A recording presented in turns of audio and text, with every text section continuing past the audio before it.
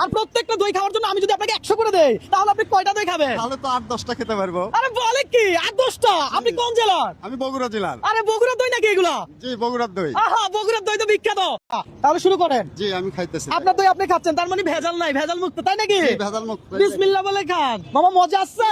মজা, সেই মজা, বগুড়ার দই সুনামধন্য। সুনামধন্য। দর্শক, আসলে বগুড়া জেলার দই নাকি বিখ্যাত। এই চ্যালেঞ্জ যদি আমি আপনাকে দিতাম, আপনি কতটা দই খাইতে পারতেন একটু কমেন্ট করে জানান। দেখেন, একটা শেষ, তাহলে 100 টাকা আপনি নিয়ে রাখেন না, অসুবিধা কোথায়? মামা খান, খাইতে থাকেন, চাপ নাই মামা। এটা ফোন নাম্বার 4 নাম্বারের দই। 4 নাম্বার ধরেন না, টাকা নেন নাই তো?